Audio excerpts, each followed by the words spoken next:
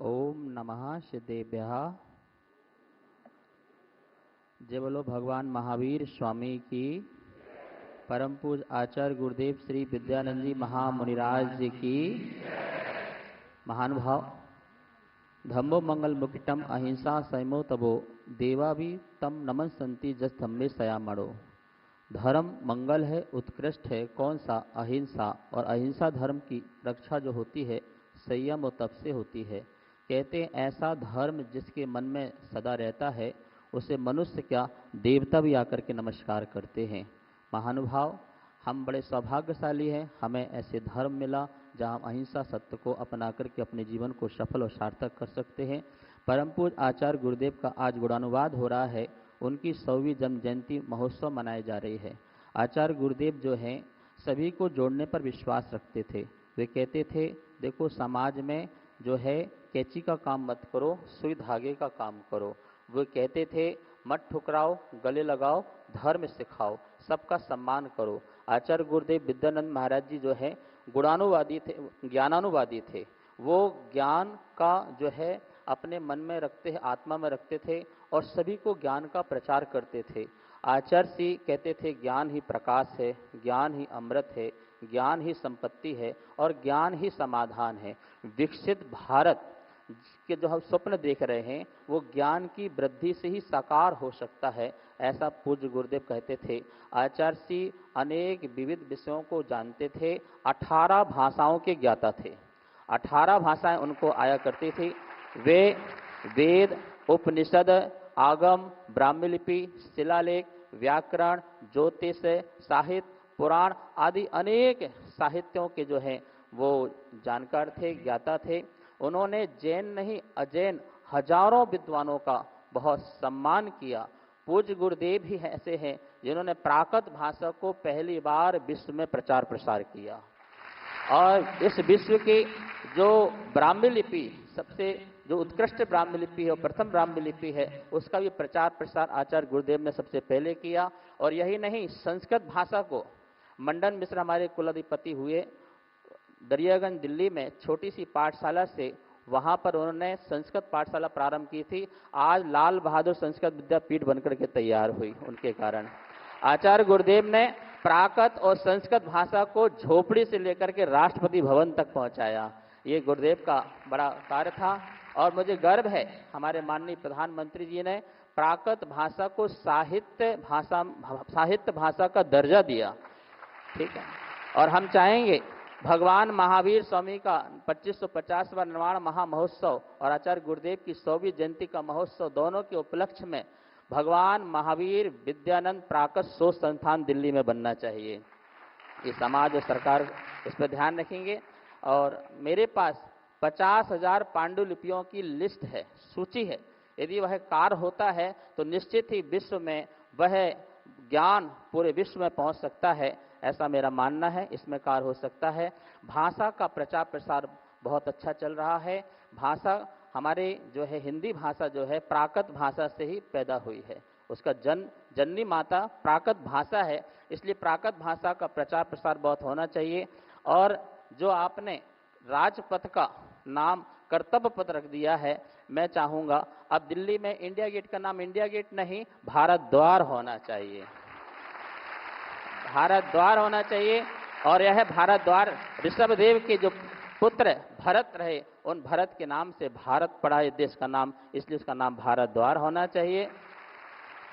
आपने जब 370 की धारा हटाई कश्मीर से, हम पूज्य गुरुदेव के पास बैठे हुए थे, हमने कहा ये काम हुआ है, तो उन्होंने बोला भूतो ना भविष्यति, बोले ये ना हो सकता था ना होगा, लेकिन ऐसा जो कार्य किया है वो हमारे माननीय प्रधानमंत्री जी ने किया है। आपने भगवान महावीर की अहिंसा को अपने दिल में, अपने हृदय में आत्मसात किया। सच्ची अहिंसा जो राजा की और जो प्रजा की अहिंसा होती है, भगवान महावीर स्वामी कहते हैं क्या है अहिंसा राजा की और प्रजा की?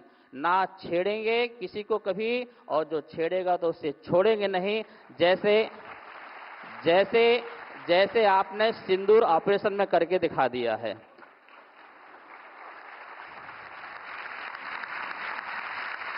महानुभाव, हमारे सरकार का लक्ष्य है कि हम अब ऐसा काम करना चाहते हैं कि हजारों वर्षों तक हमारी भारतीय संस्कृति को कोई हिला ना सके, नींव को जो है हिला ना सके, ऐसा काम करना चाहते हैं। तो मैं इसके लिए कुछ कहना चाहता हूं कि हमें जो है addiction free zone at all Holi places करना पड़ेगा। जो सब्सटेंस अब्यूज और डिजिटल एडिक्शन और रॉन्ग बिहेवियर एडिक्शन ये जो हैं, यदि हम होली प्लेसेस से अलग कर देते हैं तो निश्चित ही हमारे यहाँ पर संस्कृति जीवंत हो जाएगी। और वहाँ से ही, क्योंकि हमारा देश कृषि और धर्म प्रधान देश है, यदि हम धर्म स्थानों में यदि इस प्रकार की आदतों को दूर करते हैं तो निश्चित ही हमारी संस्कृति हजारों वर्षों तक जीवंत रहेगी। हमारा गोल्डन टेम्पल है, भगवान राम और ऋषभ देव की भूमि अयोध्या है, और श्री कृष्ण की भूमि मथुरा है, काशी विश्वनाथ है, जगन्नाथपुरी है, सोमनाथपुरी है, केदारनाथ है, बद्रीनाथ है, श्रमोगुला है, संबेश शिखर गिरनार है, पालीताना है, महाकालेश्वर है, वैष्णो देवी है, महामलक्ष्मी टेम्पल है, मदुरई है, सिद्धि विनायक है। इन सभी स्थानों को addiction free zone at holy places कर देना चाहिए, जिससे यह संस्कृति जीवंत रहेगी, जीवंत रहेगी। महानुभाव, हमारी भारतीय संस्कृति की प्रमुख विशेषता रही right to live full life span with dignity.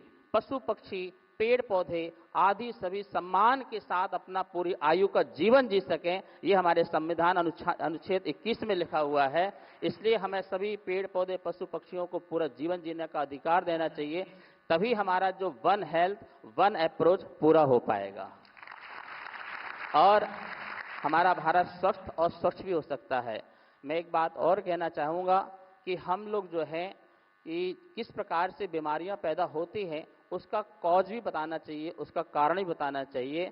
जैसे जिनोसिस, ये पशुओं में पाए जाने वाली बीमारियों को बताता है कि जो पशु से होकर के मनुष्यों में पहुंचती हैं, तो जो इनका सेवन करते हैं तो इससे कितनी बीमारियां पैदा होती, जैसे कोरोना हमारे बीच में आया। यदि हम identification of all root cause of diseases करते हैं तो निश्चित ही सारी बीमारियां हमारे यहाँ से दूर हो सकती हैं और भारत स्वस्थ हो सकता है और स्वच्छ हो सकता है। महानुभाव, आचार्य विद्यानंद महाराज जी हमारे जीवन के एक ऐसे महान गुरु हुए जिन्होंने हमें बहुत कुछ दिया है। जैन प्रतीक आप देखते हैं, जैन सिंबल, ये आचार्य विद्यानंद महाराज जी ने 25 निर्माण महोत्सव में चारों संप्रदाय के बीच में इसको सहमति से पारित किया था। जैन ध्वज जो आप देखते हैं वह जैन ध्वज भी आचार्य गुरुदेव की देन है। आचार्य गुरुदेव ने श्रवण बेलगोला, महावीर जी, बद्रीनाथ, 52 गजा आदि अनेक हजारों तीर्थों का जीर्णोद्धार कराया है। ये परम पूज्य आचार्य गुरुदेव का ही जो है प्रभाव रहा है। महानुभाव, हमारे गुरुदेव ने 2500 निर्माण महामहोत्सव मनवाया था और माननीय अटल बिहारी वाजपेयी तत्कालीन प्रधानमंत्री के कार्यकाल में 2600 भगवान महावीर स्वामी की जन्म जयंती का महोत्सव धूमधाम से जो है पूरे देश और विश्व में अंतर्राष्ट्रीय रूप में मनाया गया था। और उस समय हमारे तत्कालीन प्रधानमंत्री अटल बिहारी वाजपेयी ने जैन समाज की विरासत का संरक्षण करने के लिए 100 करोड़ रुपए का अनुदान दिया था उस समय।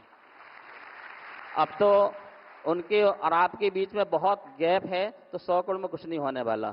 तो बहुत बड़ी विरासत है, इस विरासत का संरक्षण संवर्धन करने का आप पर हम पर बड़ा बहुत दायित्व है, जिसे हमें करना चाहिए। महानुभाव, आचार्य गुरुदेव विद्यानंद महाराज जी के चरणों में बोलना चाहूँगा, इस युग का सौभाग्य रहा कि इस युग में गुरुवर जन्मे और अपना ये सौभाग्य रहा कि हम गुरुवर के युग में जन्मे। यह युग भी, यह कलयुग भी सदयुग के नाम से जाना जाएगा और कभी गुरुदेव का नंबर भी महावीर की श्रेणी में आएगा, महावीर की श्रेणी में आएगा। महानुभाव, भारत सरकार और भगवान महावीर अहिंसा भारती को मैं बहुत मंगल आशीर्वाद देता हूं। यह कार्यक्रम किया, हमारे माननीय प्रधानमंत्री सदा स्वस्थ रहें और पूरे भारत को स्वस्थ बनाए, स्वच्छ बनाए, ऐसी भावना है। देखिए, हमारे कमल में सारे तीर्थंकर जो हैं विराजमान होते हैं और आपने तो कमल को अपने हृदय के आसन में विराजमान करके रखा हुआ है। और यह कमल जो है, ये कमल जो है अजरता अमरता का प्रतीक है, आध्यात्मिकता का प्रतीक है और अलिप्तता का प्रतीक है। निश्चित ही यह कमल अजर और अमर रहने वाला है। हजारों वर्षों तक यह कमल अजर अमर रहेगा जिसमें तीर्थंकर विराजमान होंगे, और जो तीर्थंकरों की पूजा करता है तो उसकी यश ख्याति तो पूरे देश और विश्व में फैलती फैलती है, जैसे हमारे माननीय प्रधानमंत्री जी की फैल रही है। अंत में मैं इतना कहना चाहूँगा, पूज्य गुरुदेव के चरणों में सत सत बंदन करते हुए, नमन करते हुए, और हमारे माननीय प्रधानमंत्री जो हैं स्वस्थ रहें, और जो हमने आपको आपके योग्य धर्म चक्रवर्ती की जो उपाधि दी है उसको आप हृदय से स्वीकार करके अब जैन समाज को जो है प्रसन्न करेंगे, अनुमोदित करेंगे। इसी मंगल भावना से आचार्य जी के चरणों में बहुत बहुत शत शत नमन, शत शत नमन, शत शत नमन।